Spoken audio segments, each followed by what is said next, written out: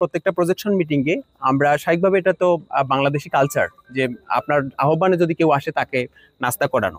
ঠিক সেই জায়গা থেকে আমাদের আজকের যে নাস্তার ছিল চকলেট সিম্পল আর স্যান্ডউইচ, আর হচ্ছে যে বোধহয় একটা ম্যাঙ্গো বার করেছিল, একদম খুবই সিম্পল একটা নাস্তা।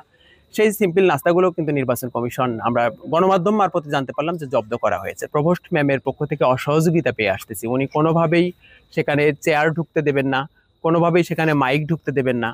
হ্যাঁ, তো এই যে জায়গাগুলো, অথচ এইটির কিন্তু প্রত্যেকটি কিন্তু এই যে নির্বাচন কমিশনের যে আচরণবিধি, সেই আচরণবিধিতে কিন্তু দেয়া আছে। এখানে খুব স্পষ্টভাবেই দেখবেন যে তিনের আপনার হচ্ছে যে এখানে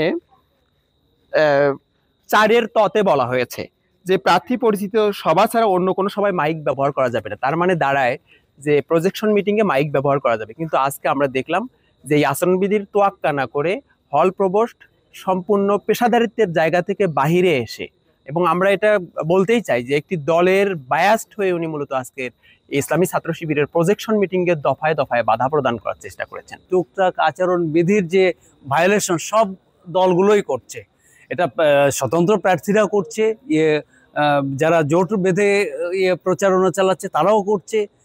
তো এগুলো যেহেতু নির্বাচন কমিশনের কাছে লিখিতভাবে আসছে না, এই জন্যে এটাকে আমরা অত বড় করে দেখিনি। তো এটা এখন সেজন্যেই তো আমরা যেগুলো আমাদের কাছে লিখিতভাবে আসছে সেগুলোর সাথে সাথে আমাদের একটা কমিটি আছে, সেগুলোতে আমরা দিচ্ছি। এবং এরকম একটা ঘটনা ঘটেছে, সেটা আমরা দুই দলের বিরুদ্ধে, এক দল আরেক দলের বিরুদ্ধে যে অভিযোগ নিয়ে আসছে সেগুলো নিয়ে আমরা মিটিং করেছি এবং তাদেরকে চিঠিও দিয়েছি।